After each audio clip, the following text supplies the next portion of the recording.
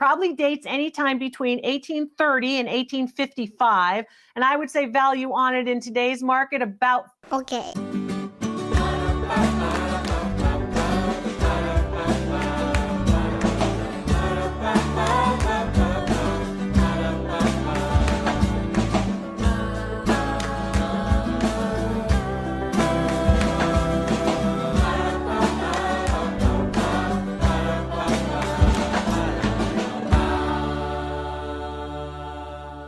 It's another day here at the Knorpp household, but we're doing something special today.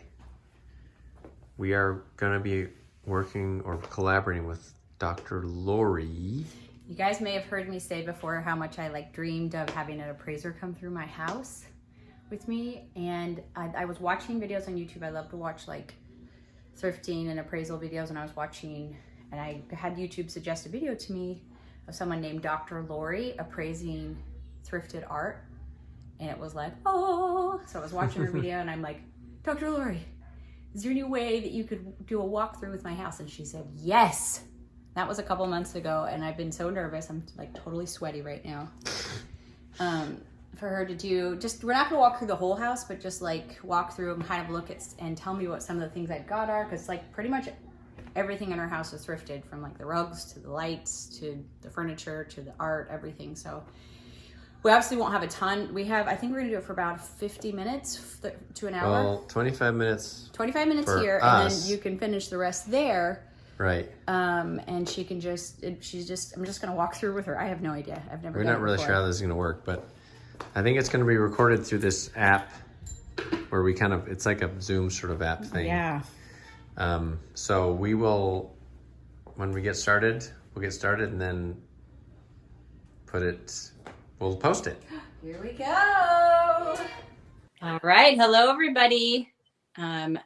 So for months and months, I've been talking here on the channel about my dream to have some of the things in my home appraised. As all of you know, maybe you don't know, 98% of everything in my house is thrifted or secondhand or found at, antique malls sort of thing. And most of it, I don't really know much about it except that I love it. So I was surfing around YouTube like we all do. And I had a video suggested to me from Dr. Lori V doing secondhand art appraisals. And I was like, whoa, what is this? And so I watched it and I'm like, this is who I need. I need Dr. Lori to come to my house. And I knew the chances of that were very low because she is kind of famous. But I reached out to her and she said she could do a virtual tour with me and tell me about some of the things in our house. So I'm super excited to have her with me. She's all over TV and the internet. It's really a privilege to have her with us today. So without further ado, Dr. Lori. Yeah. Hi, how are you? We're so good. You are so good. And you're great thrifters. What treasure hunters are you? Oh, he's a good thrifter. I'm just along for the ride.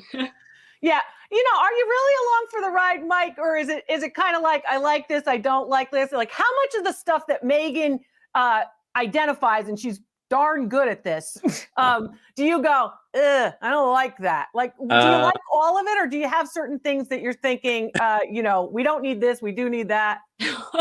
I'd say 95%. I'm like, Especially in the store. I don't have the vision Megan has. Yeah, when we're in the store, he'll be like, this is just a piece of junk. But usually once we get it home, he's like, actually, I can see it now. This is nice. And I think I've gotten a little more open as time goes by. So, Yeah. What I liked when you said, be an optimist when you're in the thrift stores. And I think that's really true. You have to be able to see beyond it, to look beyond, Megan does it. We know this, but you have to be able to kind of look beyond the whole thing. I thought that was really kind of great. And I wonder too, do the kids collect? There's 9 kids. Do they collect, or are some of them just like, oh, Mom, I'm not doing this, Yeah, they do. I have mixed feelings about passing this on to them because they are all starting collections of their own and amassing things. In fact, we just sent our son off to college 2 days ago, and he had so much stuff. I know. Oh, wow. Boxes, 2 full suitcases. Yeah, and so but I'm proud of them, and I'm proud that they have a love of, I guess, history in a way, and of things that are quality and the importance of, like, I guess, keeping things up that have value and have I guess history to them. Yeah. Well, preservation, you know, Yeah. and kids are keen collectors. You know, I've done this Yeah. a long time and teaching people how to tell what's valuable. We're going to do this today when we go through your stuff too, but you know, how to tell and what do you look for kind of thing. But you know, kids are keen collectors. Kids know what's what. Let's get started. What do you want to look at first? Well, Sweet. I guess, I mean, I really, just about everything that we're going to look at is thrifted. So why don't we just start at the front door? The front door. Well, not the door itself. Well, architectural salvage is big, you know. That's true. Although That's true. So we right now are in a rental because we have an older home that we're going to be renovating. And so Great. a little bit, it's going to be a little bit bigger than our rental. And so I'm able to tell Mike, this will fit into our next house. Yeah, this is her excuse for getting more stuff that can actually fit in our Well, house. that's a cool thing. You know, I'm looking at the wall behind you before you go to the front door. And it's so funny to me. It strikes me because that's an unusual color. But Megan, I have to confess, there is a room in my house that is painted the same color. There you go. There you go. I mean, I saw that and I went, I'm so surprised someone else has that color. You know, but it really does kind of go with a lot. So I it's think a it nice goes pop with a of lot. I tone. think it's also kind of a historic color. And a lot of the homes that I look in that have historic art and historic furniture have this color. And it makes a lot of things pop. But Yeah. first thing Yeah, I'm that's curious true. about, I acquired, like, Is there a way to turn the camera? I don't think so. Let's just keep it here. We'll just keep it here. I acquired these like a month ago. And they look like Art Deco stained glass mirrors. They're actually quite nice. So you got these at the thrift store. You know, it reminds me of an appraisal I did on the actual windows of one of Frank Lloyd Wright's houses. Yeah. I was lucky to be called into that appraisal. It was very fascinating to be able to appraise the pieces that were in one of his very famous Prairie School houses. What's nice about yours is that same geometric element. So if you look at your mirrors, why I like yours is the leading and what you look for. The leading is very nicely done. It's thin. It's not too thick. It's not very, very wavy. The leading is, of course, that element that is the metal that's holding together the stained glass. And you have both mirror and you have clear and you have slag glass. So all of those different types of glass is why these pieces would be rather valuable. So if you do them individually, if you want to go from the bottom up, if you start from the bottom, that one with the slag glass, those lavender kind of pinky colors at the bottom are slag glass. And then you have some clear glass. These elements are pretty fine. I would say those probably that one probably dates to about the 1940s or 50s. Trying to look like the Art Deco, and value on that one. I'm guessing that's about 5 by, is it 8 by 10? Is it a little bigger than that? Yeah, probably about maybe 8 by 11 or 12. Yeah. Yeah. And what you just did, Megan, I've oftentimes told folks to do that, you know, measure your body parts because they're with you when you're thrifting. If you forget the measuring tape, you can say, oh, my hand is about this or my arm is this big kind of thing. So that's always a smart tip. Value on that one's going to be just about $60 for that smaller one. Nice. The one in the middle is probably coming in on the resale market based on actual sales records where similar pieces sold, about $75. And don't tell me what you paid yet. Okay. And let's go up and look at the top one. The top one is really nice too. I really like the way in which you have the geometric element. This one I think is earlier because this one has more of an Art Deco feel. Why? Round circles or biomorphic organic forms with very geometric forms with those elements at the top that are all rectangles, but they kind of make an arch. Yeah. Right? At the top. I like that one a lot, probably again in that $75 range, but really they're beautiful. What'd you pay? I think I paid $12 for this one. Great. 15, Great. and 20. I think that's what that's wonderful. You did terrific on those. Yes. What made you buy them when you saw them? Did you just think, hey, mirrors are going to be useful anywhere? No, they took my breath away. They're beautiful. They're beautiful. They're beautifully made. They're beautifully made. I'm impressed with 9 kids that you put them right there at the front door with everybody going in and out. I know, but they do a good job. They've gotten more used to it. And so have I, that if if I hide all of these things away, there's no joy in them. And so No, break and right. chip sometimes, but yeah, no, you've got to put them out. But in order, one of the easiest things you want to think about when it comes to stained glass in any manner, whether it's a frame or a mirror like that, is you want the leading to be thin. You want the leading to be thin. Okay, that's good to know. Yeah, nice. It's good to know.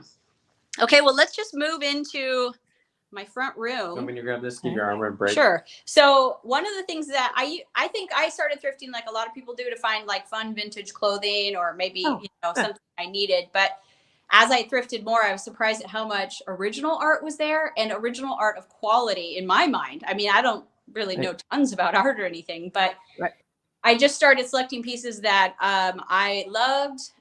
Some of the times I could find the artist, but a lot of the times I can't. And so I assume it's just, an amateur artist, but I kind of love that too, because I think sometimes we think art is like only done by a handful of people in the world, but I love knowing that there's just lots of beautiful creators out there that are making pretty things that maybe the rest of the world won't ever know about, but it still has value for me. Well, and there's so many folks who are talented as you are in terms of DIY, or they're just saying, I wasn't trained in art, but I learned I like this kind of thing, or it looks good to me.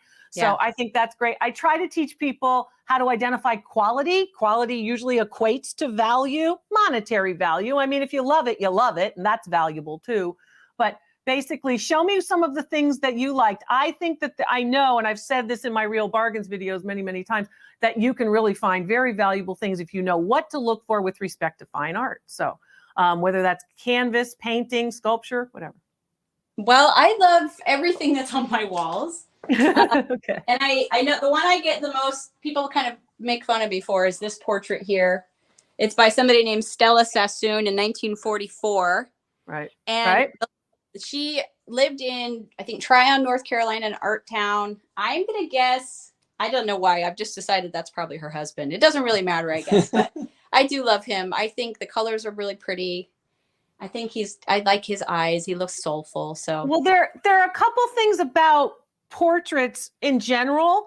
Most people will say, well, if I don't know who the person is, portraits are not all that interesting. But if you think of art history as the study of people, portraits are very interesting.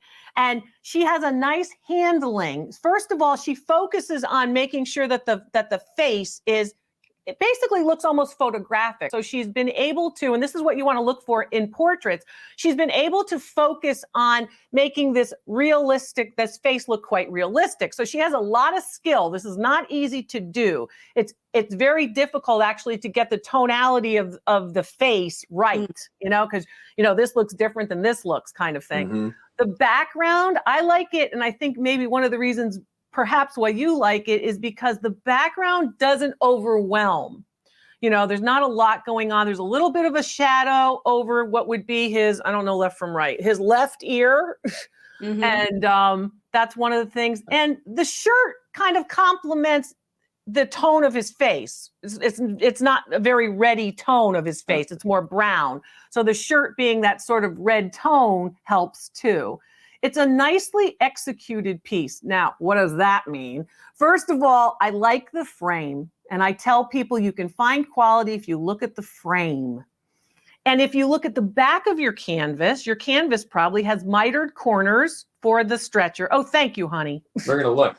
Thank you.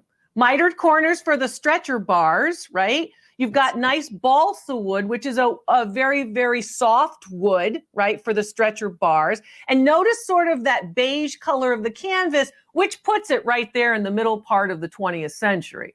So some of the things that you want to look for is you want to look for color of the canvas. The darker the canvas, the older the canvas, typically from the back.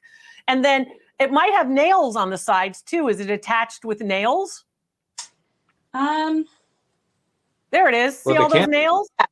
Yep, right there. No, on the very side. There you go. Oh, yes, yes. Sorry, Mike's got it. Yeah. So all those nails, and basically you can see her training because you'll notice that there's actually, with the nails, there's actually a measurement that repeats. She puts one nail at about the same space for each nail. So she kind of measures, maybe it's an inch or inch and a half each time as she's preparing the canvas. If you can start to learn about the back, you won't worry about signatures and you'll usually identify very good paintings as you did here. Value on that piece, about $250. It's a nice piece with the frame. That includes the frame. And you always want to take into consideration the frame itself. That's a nice wooden and composition matter frame, and probably period, as we would say in the appraiser's world, from the same period as the work. What'd you pay for that? Do you remember? I think, do you remember, Mike? 15 to $30. Yeah. Yeah, not too much. Mike, do you like him? Or do you think this guy doesn't need to be in my library? No, I like this one. Nice. I think Megan was right. I just like the look of this gentleman. So Yeah. He seems I like, liked it. I actually to liked me, it. he kind of gives that salt of the earth kind of feel. Yeah. Like you can see him going to work with his lunchbox to some factory in the 40s, you know, during the war to help out kind of thing. I don't know. He just seems like that. I don't know. I like it. I like got a it too. tender feeling to him. Yeah, it's a good feeling. This one I don't know anything about. Okay. Can you see that? Yeah, so people might describe this as primitive, but I think that's lovely. And it's this says made in Finland. Okay. And then here, I have no idea what that says. Is it totally unsigned on the front? Yeah, but this looks like a signature. Actually, I haven't seen this before. It says, I have no idea. It doesn't actually look like maybe an American style name. I don't see it. That's kind of hard to make out. I don't see it. But what I'll say is this, you know, and what's funny, you know, I haven't been to Scandinavia, and I know you guys travel a lot, 11 of you traveling, you're adventurers. But, you know, having been to Scandinavia, you see a lot of these types of scenes, of course, you know, winter scenes. But what I like about this is the way you kind of move back in space, and there's different ways that you move back in space. So when I look at a good painting, something that I would say, hey, that's a good painting, I'm going to look at things like diagonals. I'm going to look at things like vertical framers, and I'm going to look at horizontals where your eye will rest. So that first fence line is a nice diagonal that has your eye or yourself. Oh, here. Hey, I'm going to move into the painting. That's a good thing. The horizontal is really extended through that horizon line of what I think is sort of a church kind of building, and then another building in front of it. So that's sort of very horizontal. You have a lot of these repeated horizontals from that, what might be maybe a stone wall, and then the top of that line of the church building, and then the horizon in the back. That every time you see a horizon line, your eye's supposed to rest and kind of take everything in. The other thing I like about it are those trees, because those are vertical framers. So they basically say, hey, you know what? I'm going to introduce something next to me. But I think that's a nice painting. I do think that painting probably was cut down. I think that painting was bigger. Really? And it was probably cut down to actually fit that frame. Oh. That's not a bad thing per se. Like I'd prefer, of course, we had the whole painting. But again, sometimes things get damaged, and sometimes you have to cut out around, you know, the pieces. I think you're right, because I can see when I peek through that the painting kind of continues around the corner. Yes. Of whatever it's mounted on.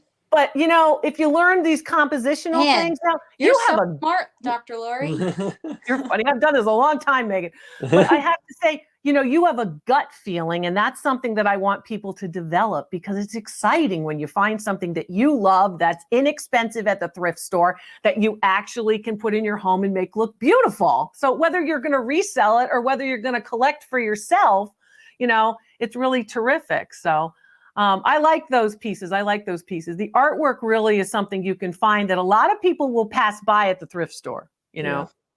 Well, I hope I'm not boring you with my paintings. Oh, God, I love it. Are you kidding? This is a gouache painting, is Yep. what my guess is. Yep, I agree with that. That's nice. And I just love it. But I guess it's mid-century. And it did have this on the back. It was kind of falling apart on the back, so I redid it. It said styled by Fleck Brothers. Okay. So a couple of things that we saw, you know, after World War II, we saw a couple of things happen. First of all, you know, American GIs came home, of course, after World War II, and they had what they learned or what they saw in Europe of European style. And one of the things in European homes, even, you know, lower and middle class homes, art was always on the walls. And that sparked the interest in paint by number in America. So a lot of people would actually try to replicate that. So there was a whole style of artists who were painting in a way that looked primitive or like paint by number, which is what you have here. This is not paint by number. It's a gouache. You're exactly right, which is, of course, the type of watercolor with oil paint. What I like about this, well, I'll tell you what I don't like about this. I don't like that there's no mat board, and I don't like that the artwork is right up against the glass, because that will create moisture damage that will deteriorate the piece over time. But sometimes in thrift stores, you know, you find it that way, right, Megan? Yeah, this is what it came in.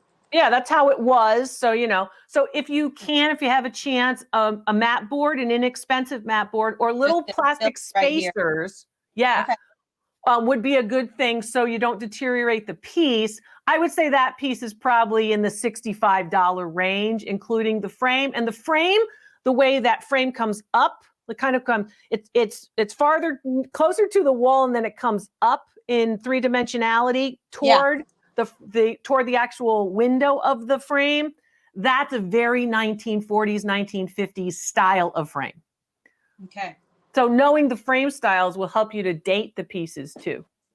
Well, I have a lot of watercolors by Howard Watson, and when I originally bought these, I just thought they were pretty, but I thought they were prints, and I later discovered no, these are originals. So I have several originals by Howard Watson of different scenes around Philadelphia. Were you able to identify it because you had a loop? No, I don't. I don't have one of those. I got to send you one of my loops. Well, you know what I usually do? I like go over to the basket that has reading glasses in it, and borrow some and go over with my phone. really close. Glasses. Well, for some of us, we can't do that because the reading glasses aren't going to be enough help. But the loop is a 10 or 30 times magnification. It will show you whether or not there are strokes or whether there are dots. And I talk about these on my other videos. But in terms of it, you identifying a relatively well-known Philadelphia artist is really pretty good. I really like the watercolors. And I also like 3 of his. They're of different scenes and different seasons. So I have an autumn, I think probably a winter and a spring. Okay. And then this little church by him. And it's funny, this is actually what got me into collecting art in the thrift store, because I love watercolor, and I bought these thinking they were prints. And then when I discovered they were originals, this was a couple years ago, I'm like, I didn't know there were original paintings at the thrift store or original art. And so now, Megan, do you paint watercolor? A lot of people paint watercolor. Now, I know you're very talented with respect to repurposing pieces. I've seen that, with big pieces that I'd be concerned about, touching. And you're like, I'm going head first into this. But do you paint watercolors? Is that why you were interested in them? No, I just love the softness of them. So I just thought they were beautiful, and nice. I didn't really have a reason except that I thought they were beautiful. I'd love to paint with watercolors, but I have no. Yeah, neat. Okay, let's see what else we've got. How about some furniture, or maybe Well, I have this beautiful desk. Oh wow, feathered, beautiful. That is beautiful. And it's old. Let's look at those dovetails on the side. Let's talk about how old. Okay, so a couple of things what you look at. Now, you see the darkness of that. It's a different color in the underside of that drawer. And if she shows us, or if Mike can help us and show us the side of that drawer, she pulled out that drawer, and they're going to be dovetailed on one side of that drawer. Thank you, sweetheart. You can see that they actually are hand cut. How do you know if they're hand cut? Well, a machine will do it a little bit thinner, and a machine will also, in fact, show you more dovetails, right? You usually would see 3 on a drawer that big. You only really have 1 dovetail that you can really identify on your drawer. And also, when a hand does something, it's not the same as a machine. A machine makes the cut the same way every time. Your hand doesn't. Hang on, just put this back in. Oh, be careful. Actually, one of the drawers has some writing on the back, and there's writing on the inside too. But what I like about this is the feathering of the, before you put the slant down, the feathering element. You can see all that of the grain. Very, very beautiful of how that's done. That's a very typical 19th century detail or accent. I also like the bat wing pulls. Those are called bat wing drawer pulls, and they're pierced is what that's called. So those are bat wing. They look like a bat, right? And then they have a piercing in the middle of that brass piece.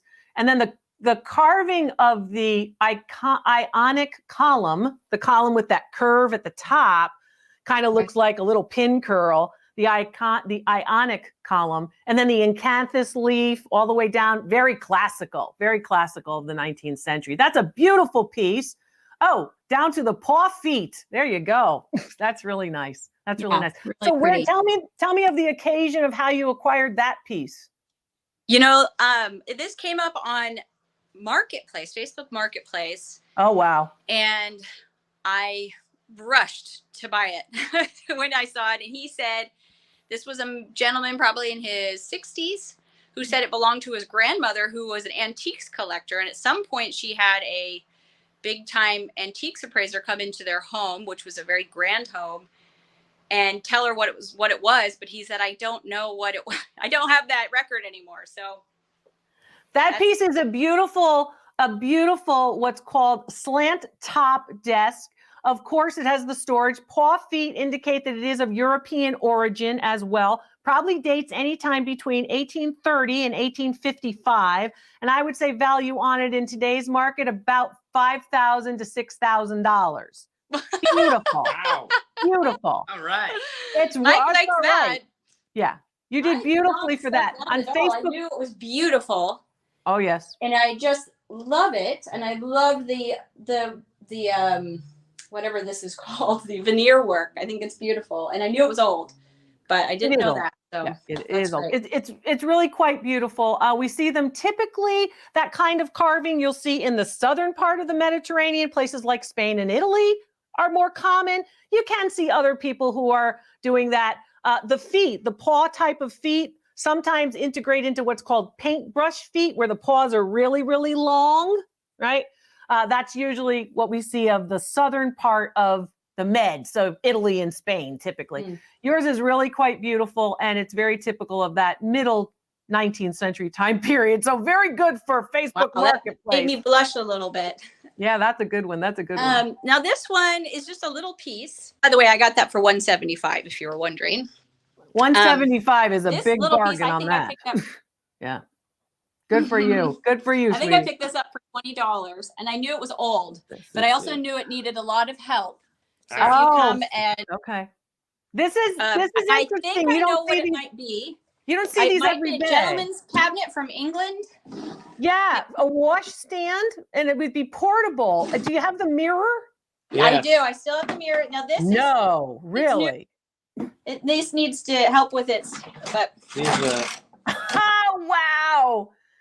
Pagan, wow. Where did you get that? You are a treasure hunter. I got this at the Goodwill for $20. Wow, that's amazing. That's amazing. Now, that would have been probably the type of thing that you would see either with on a ship, or if it were a military, like a barracks. And that's not going to be the stuff that, you know, the general infantry guys are going to use. That's going to be an officer's piece. Yeah. Yeah. So on the side, you can see it's got these handles so that it's like, it's ready to move. Lift it up. Right. Right. Just taken. So I thought it might be that. I was hoping that it was 18th century. I mean, 19th century. No, yeah. You were hoping that it's 18th century or 1700?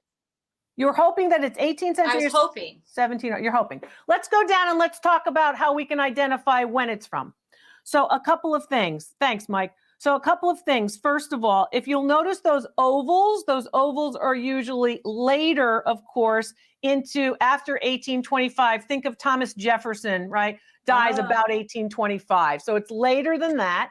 And then there's also something called an apron that you have. There's those little curves on each side of the very, very bottom. There you go.